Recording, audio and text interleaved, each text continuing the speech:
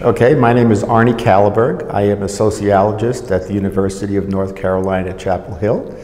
And my research and teaching are focused on work, organizations, occupations, inequality, economic sociology, and these kinds of issues, but they all have to do with the notion of work. Well, I've been interested for a long time in the problems caused by what I call precarious work. Precarious work is work that's uncertain, insecure, and in which people who work do not receive social protections. Now, this is an issue that is widespread. It affects both developed and developing countries. In developing countries, which constitutes most of the world, you've got huge informal economies in which people are very, very insecure. But in industrial countries and more developed countries, you have a departure from what used to be called the standard employment relationship, where people work for an employer and they work full-time, to what we call now precarious work, which involves a great deal of uncertainty and insecurity. And these issues have a lot of implications for not only people's experience at work, but also their health, their ability to form families, and their sense of security. And so we really need to address this issue to provide people with a greater sense of security and meaning in an increasingly global and uncertain economy. And I'm hoping that the IPSP report will help move us in that direction. Okay. I'm a sociologist, but I really believe that you cannot understand these issues related to work and precarious work without having an interdisciplinary approach. So my approach looks at things from the macro level to the micro level. And I incorporate insights from sociology, economics, psychology, as well as history, as well as political science. So it's very much a interdisciplinary, multifaceted, multi-level approach, though the thrust of it has to do with the role of institutions and the role of power. And so from that point of view, I'm really emphasizing my sociological imagination. Okay, I recently wrote a book that was published in 2011 called Good Jobs, Bad Jobs.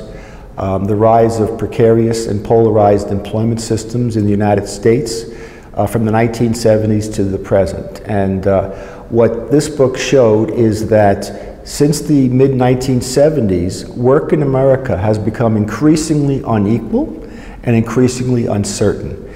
And my focus was on the United States, but now I am extending that focus to look at other countries in the world as well, because I believe this is a global issue. It affects all countries, both developed and undeveloped, developed and developing countries.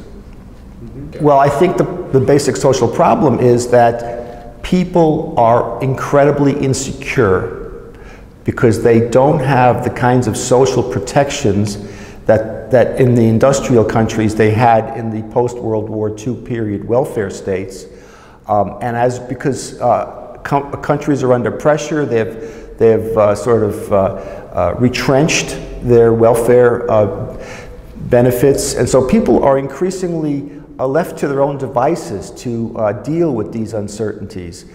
They also have issues related to what the future looks like. They don't know. We're in a very dynamic time, and I see the key issue here is to provide people with a collective source of social protections to enable them to cope with this dramatic, rapid change.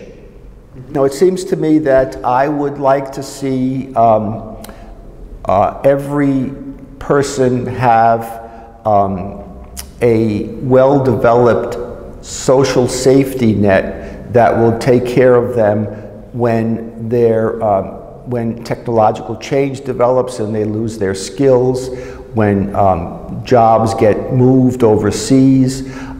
These are all disruptive kinds of things, and people cannot be left to their own devices in the market. So in my lifetime, in the past 40 years, what we've seen is a huge growth in the role of thinking that emphasizes the market. as the source of decision making and efficiency.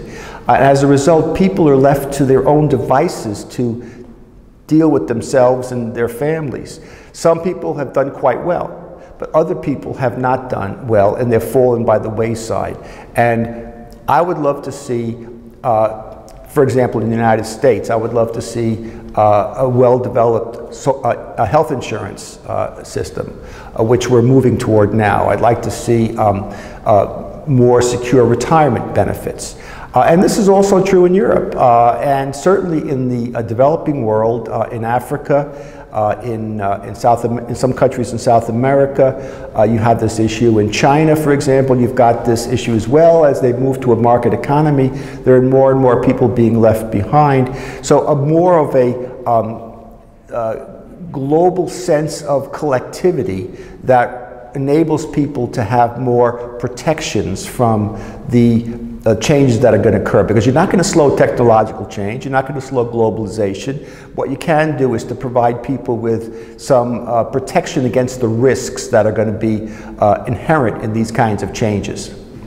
Countries are different. I mean, you get certain countries in Europe, for example, the social democratic countries of Scandinavia have a well-developed public sectors, and they are doing really fairly well in terms of protecting their citizens from the risks of uncertainty and insecurity. In the United States, the public sector is not as developed, and there's a heavy move toward privatization, where people are more left to their own devices to invest in their own retirement, to buy their own health insurance. Those are two extreme examples of the social democratic countries on the one hand have a collectivization of risk and social insurance, and in the United States it's much more privatized. Other countries fall in between, Germany and France and countries like that.